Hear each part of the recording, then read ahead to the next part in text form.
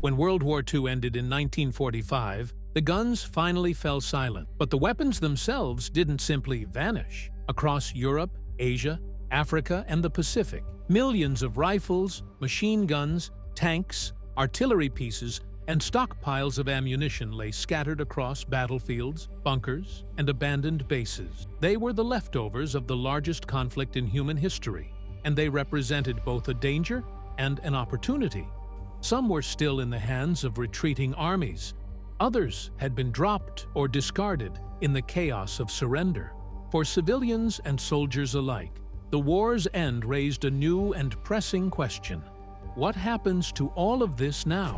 This is the story of the abandoned weapons of World War II, how they were collected, destroyed, recycled, reused, forgotten, and, in some cases, how they survived to the present day as silent witnesses to a world once engulfed in fire. In the weeks and months after the surrender of Germany and Japan, the Allied powers faced an unprecedented logistical challenge: collecting and securing the sheer volume of abandoned weaponry left across two hemispheres. Military engineers, ordnance officers, and occupation troops were tasked with sweeping former battlefields, cities, and military depots. Weapons were gathered into central collection points, everything from small arms to heavy artillery. Ammunition dumps were cordoned off, their volatile contents carefully inventoried or destroyed on site. For the Allies, disarmament wasn't just about safety.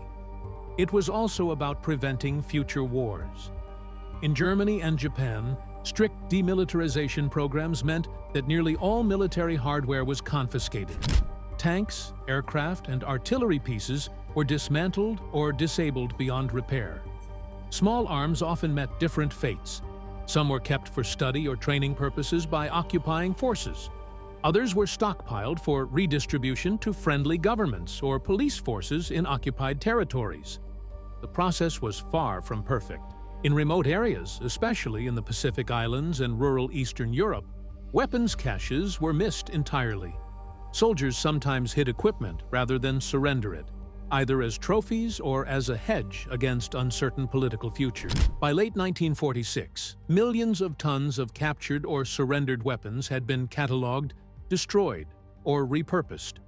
But countless more still lay in hiding, waiting to resurface in the decades to come.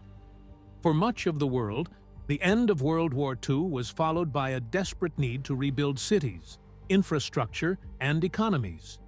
Abandoned weapons quickly became a source of valuable raw materials.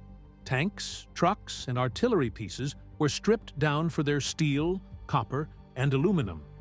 In bombed-out cities, scrapyards filled with the twisted remains of war machines, waiting to be melted and reshaped into bridges, railway tracks, or factory equipment.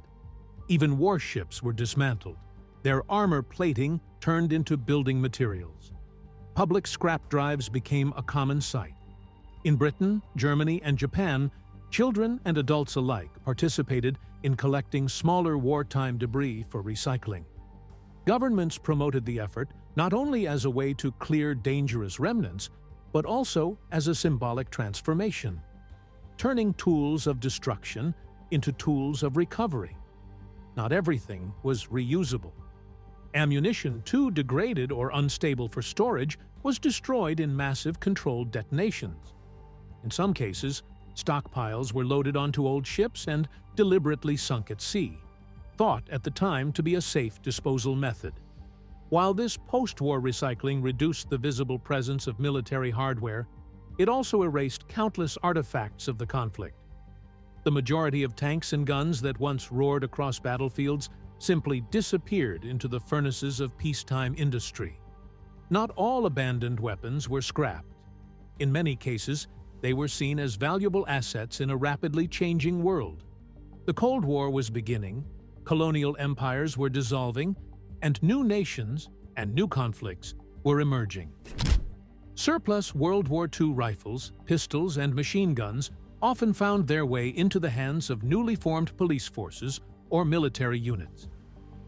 In occupied Germany and Japan, Allied troops armed local security personnel, with captured or surplus weapons to maintain order. Elsewhere, these weapons fueled fresh wars. In Asia, leftover Japanese rifles were used by both nationalist and communist forces in China's Civil War.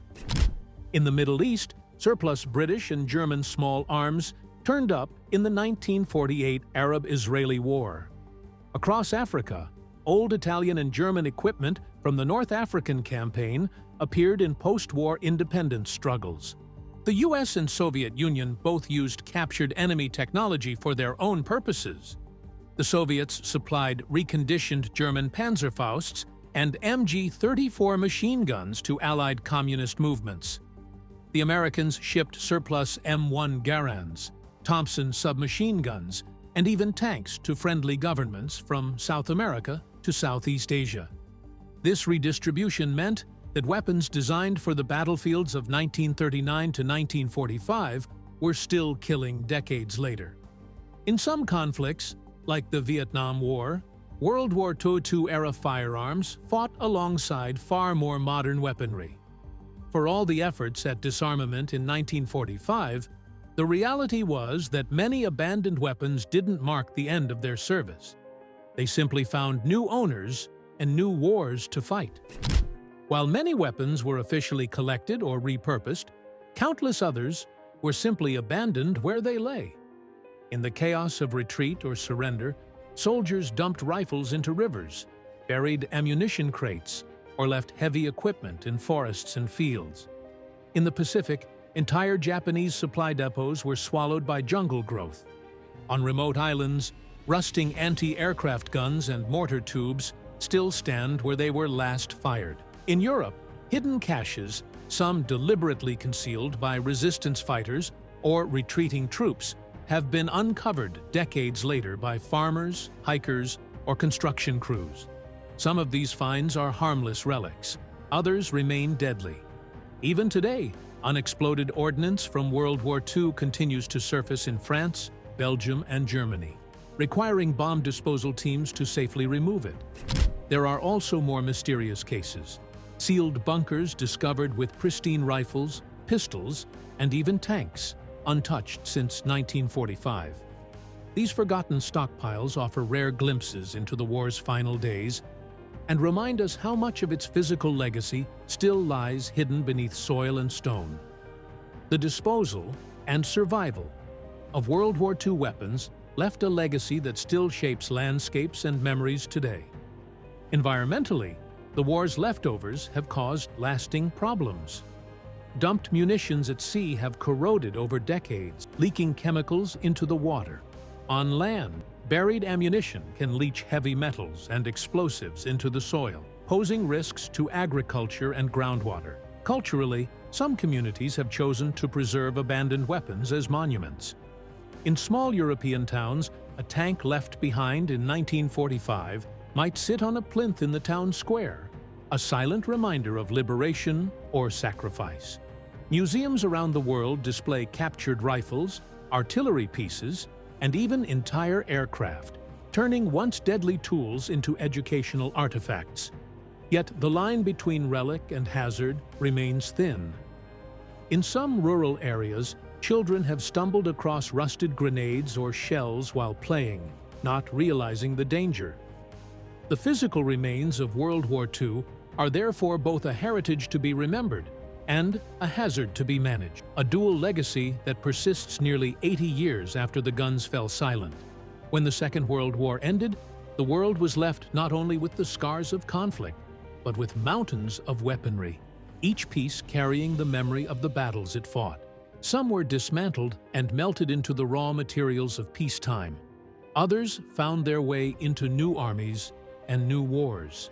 Many lay hidden for decades, waiting to be uncovered, their metal bodies rusted, but their stories intact.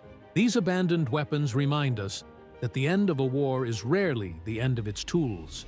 They continue to influence landscapes, politics, and even safety long after the fighting stops. From the scrap heap to the museum, from forgotten bunkers to new front lines, the fate of these weapons tells a larger truth. History doesn't just disappear, it lingers, sometimes in plain sight, sometimes buried, always shaping the world that follows.